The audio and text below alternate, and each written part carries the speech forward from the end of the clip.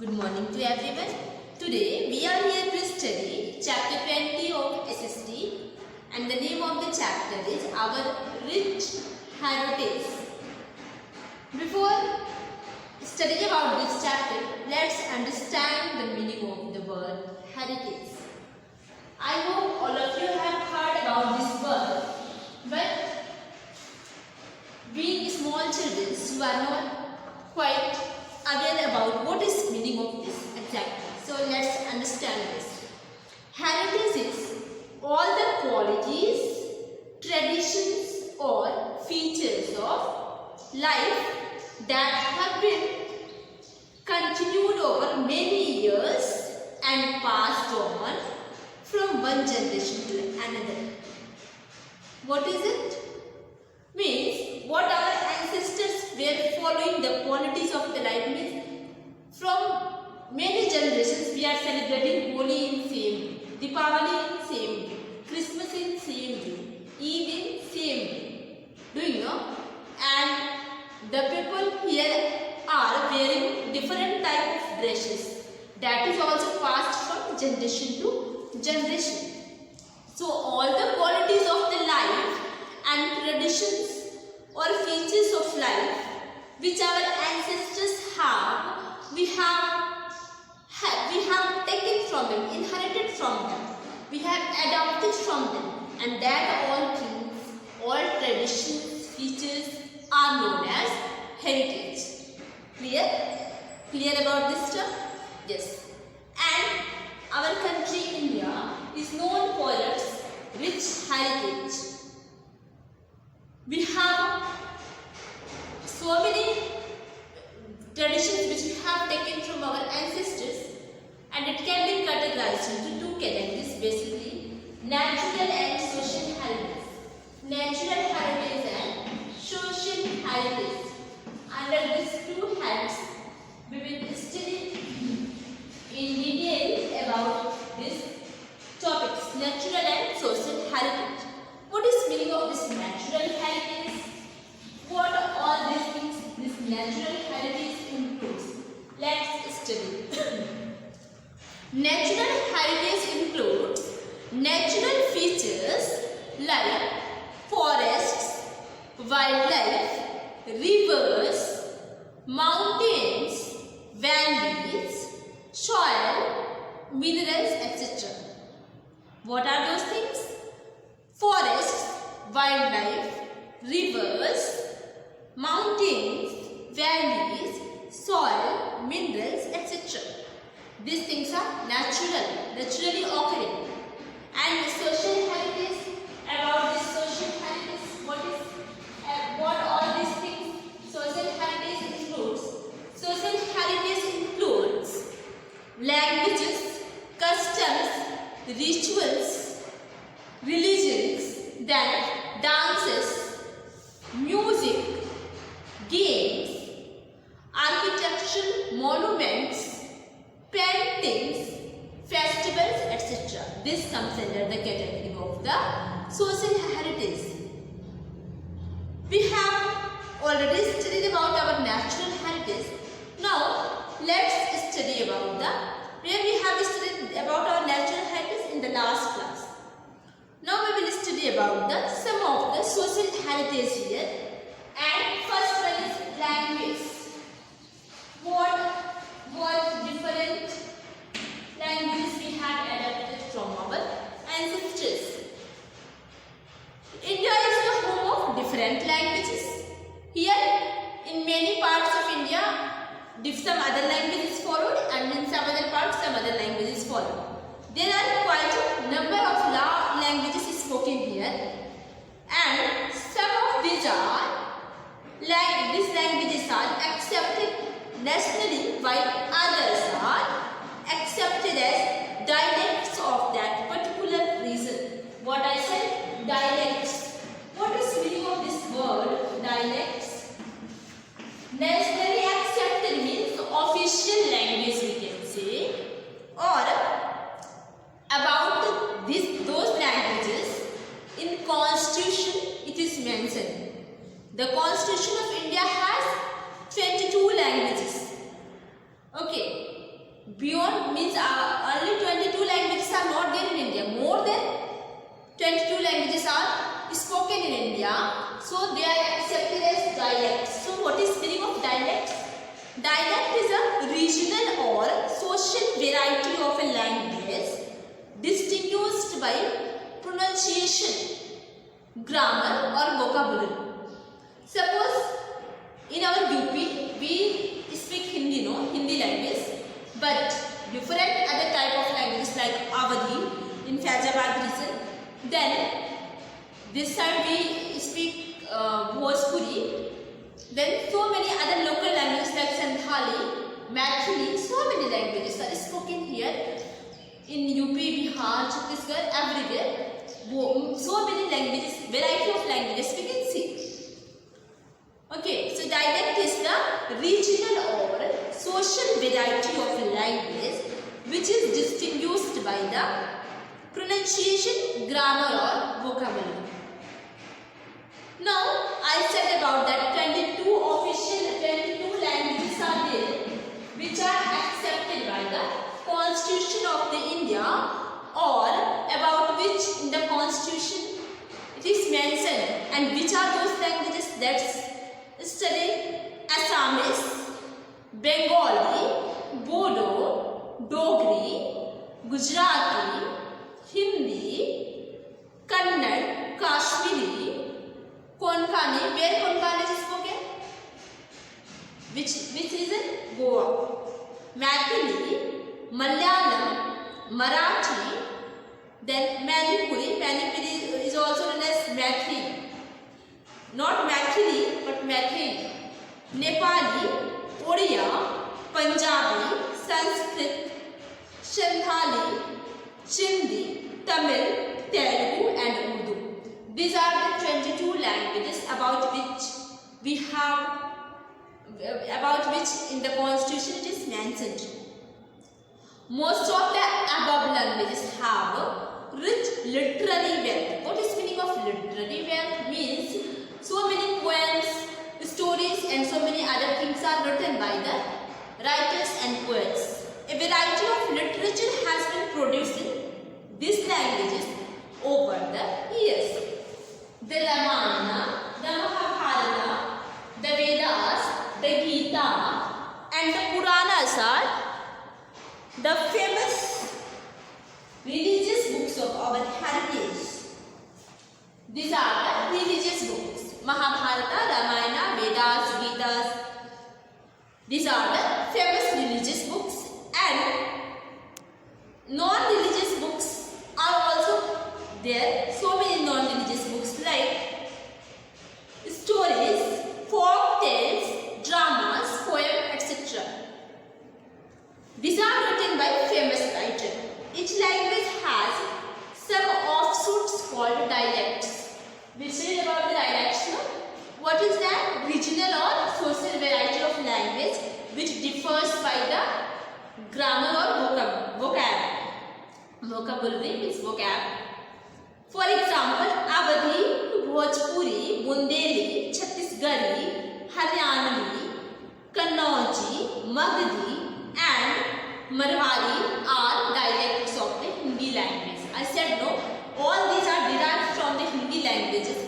Only some little bit differences are there in pronunciation and in the grammatical portion. Each language has its own script. Each language is having its own script. Like our Hindi is from which script? Devanagari script. Okay. Which script? Devanagari script. So each language is having its own script. This is about the languages. Now we will study about our costumes. Our costumes. What is costumes? Costumes means the dresses which we wear. Dresses worn by Indians vary from region to region. In North India we wear different dresses. In South India different dresses. In Eastern India different. Means everywhere we can see little bit differences in the dresses. Each state has its own traditional dresses for men and women.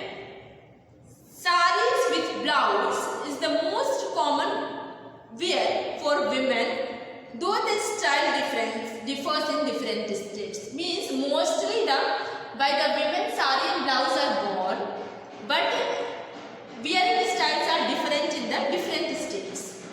Salwar kameez with dupatta is popular in Punjab, Jammu and Kashmir and Himachal Pradesh.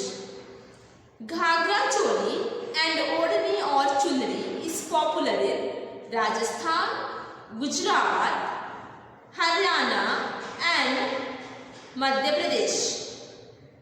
Women in northeastern states wear a long and narrow skirt. What in the northeastern states they wear?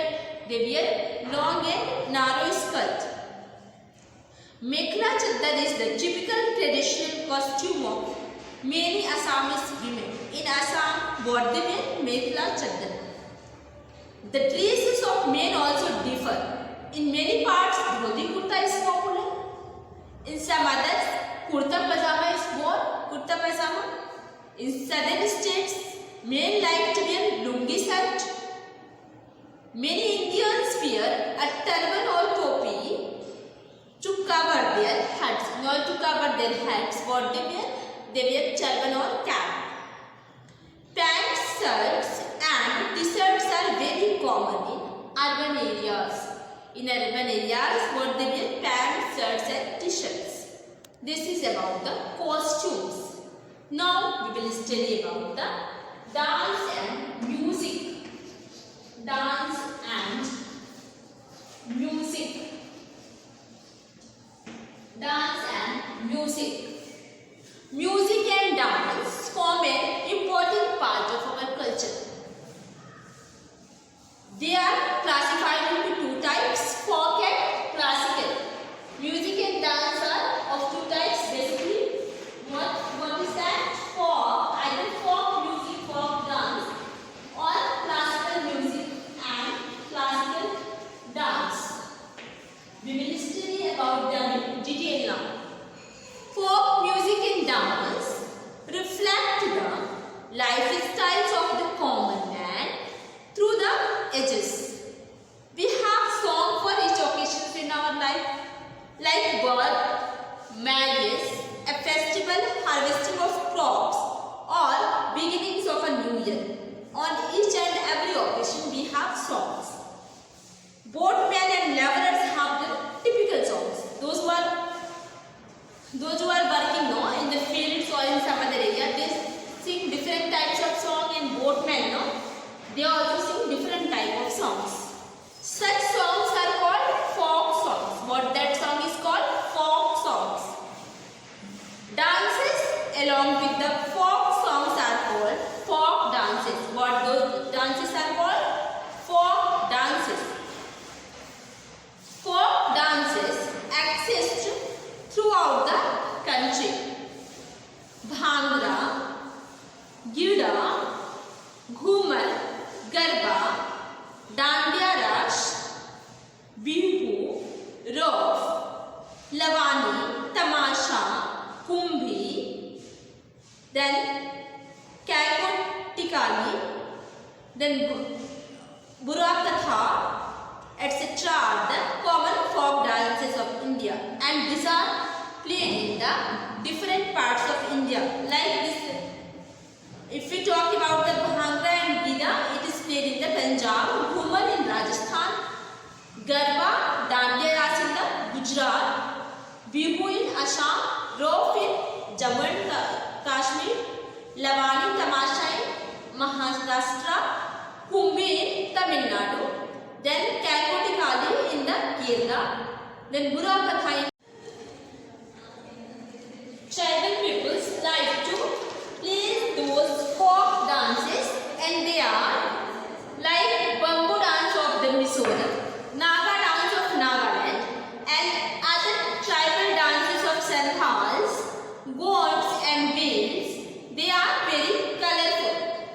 Now we will study about the classical music. Classical music is very famous in India, and this is of different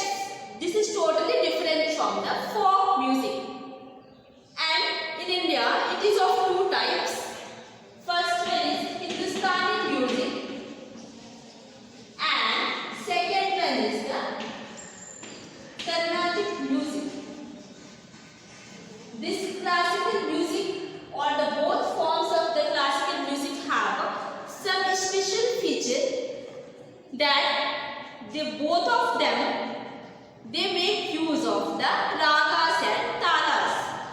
There are particular ragas for each time of day and seasons. Clear? Now we will study about the instrumental music.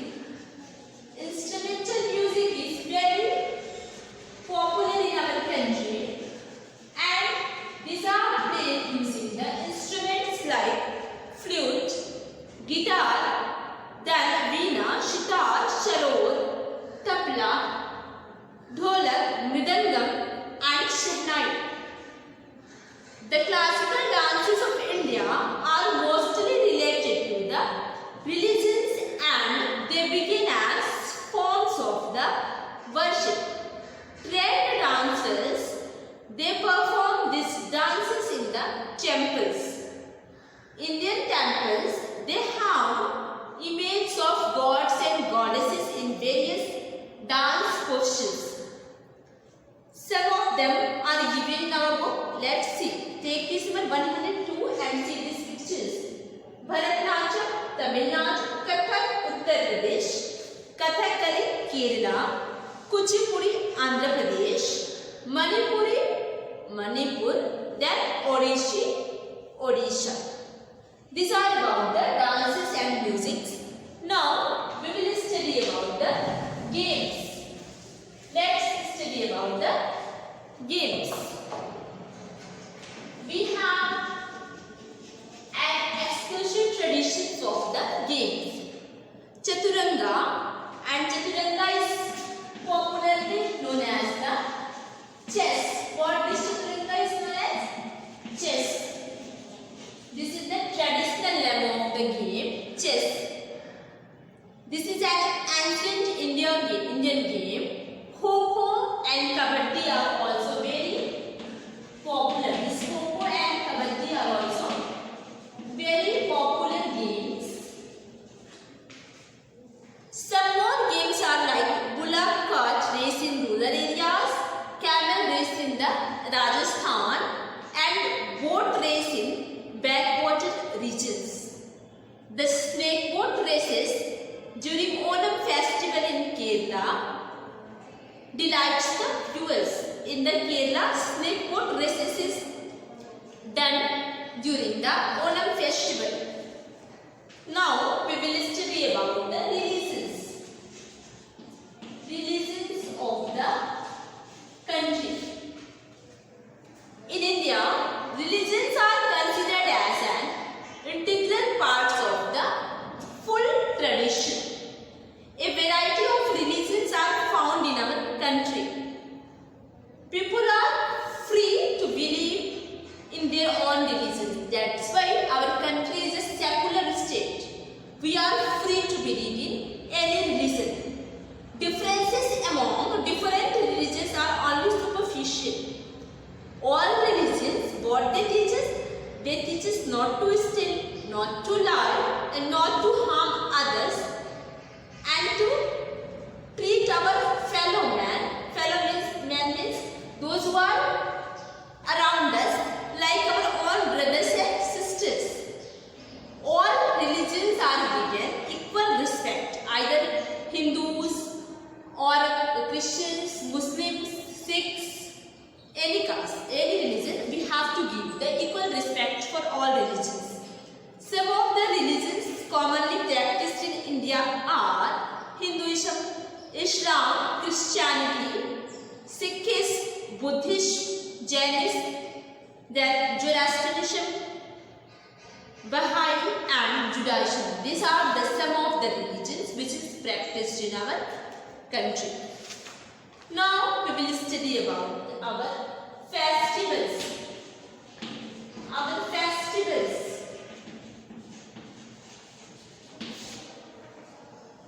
India is known as land of the festivals, where national, religious, regional and seasonal festivals is celebrated with very much happiness. Among the festivals, certain festivals are associated with a particular state or town, while others are common to most parts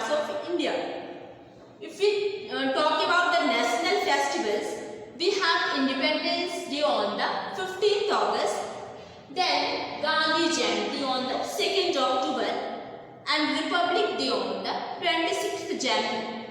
These are national festivals or these are celebrated as national days.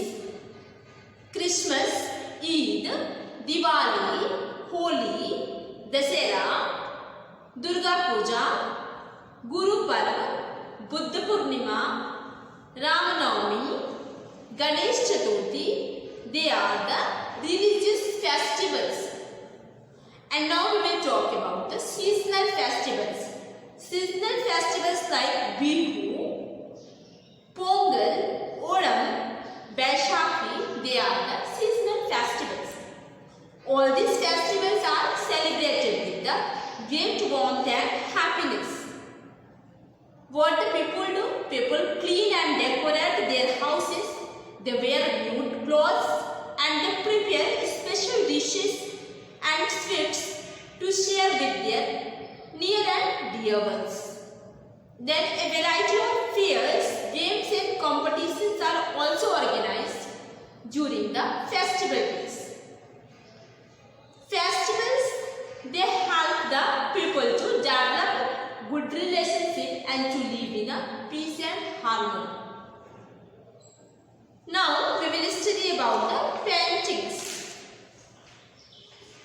Paintings of our country. Paintings.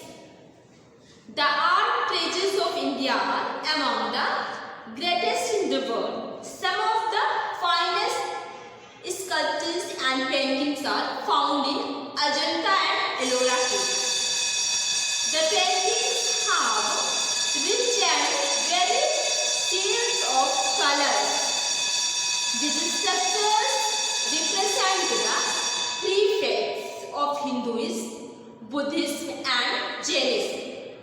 Many kings were fond of the paintings. They encouraged the artist to represent through paintings their hunting habits, wars and battles for their landscapes, court scenes and the events which inspired them most. That's why so many paintings can be seen in those caves. Now we will study about the architecture of our country. Architecture of our country. Among the earliest monuments of architecture are the pillars having messages of the great emperor Ashoka. Other early monuments are Buddhist stupas. What is stupa? Do you know about this stupa? What is this? If anyone asks, do you remember when we went to visit this Kushinagar? One stupa we saw no? There? Yes. Stupa is a large mound having a sacred object inside. And one of the best preserved early stupas is the Sanchi Stupa. That is related to Buddhism. There are many ancient temples in our country like Konark Temple in Odisha, Khajuraho in Madhya Pradesh, Meenakshi Temple in the Tamil Nadu. These are well-known specimens of fine architecture, means they are beautifully made. The Kailash Temple of Ellora is a unique example of architecture because it was carved out of a single rock. This Kailash Temple is made out of only single rock. This temple is rich in symbolism. It is literally a carved mountain. Its sculpture includes scenes illustrating Shiva's power, means about the Lord Shiva. How powerful was he? About him. When we see, we can see this sculpture. This includes scenes showing his powers. With the passage of time, architecture also changed, means the way of making them, constructing changed. The Qutub Minar. Qutub Minar symbolizes victory and marks a new era of sophistication in Indian architecture. The arcs and minars of mosques, tombs, palaces and forts are magnificent. The engravings on these buildings have been done very artistically. Then other other buildings, if we talk about the other architecture, we can see Gol Gumbaz in Bijapur. This is a unique dome in the world. The Jama Masjid, Humayun's tomb of Delhi, Taj Mahal of Agra, and forts of Delhi, Agra, Gwalior, and Chittorgarh are marvels of architecture. When the Europeans came to India, they brought with them new style of architecture and they built a number of churches and other buildings in India. The British also constructed many buildings. Victoria Memorial of Kolkata, Gateway of India to Mumbai, Rashtrapati Bhavan of New Delhi are among them. These are made by the Britishers. Architecture has progressed a lot after the independence. A large number of multi-story buildings have been constructed in the big cities. Lotus Temple, Akshardham Mandir in Delhi, Vidhan Soda of the Bengaluru and Assembly Building of the Mumbai are some of the examples of architectural designs after the independence. This is about the chapter and the PDF of this exercise you will get today itself. Study well and complete the notebook. In our syllabus, one more chapter is there. We will study about that. Then you need to complete the notebook after completing of the syllabus only and submit the notebook to the school for correction. For today, this much is enough. Next day, we will meet with the next chapter. Thank you, class.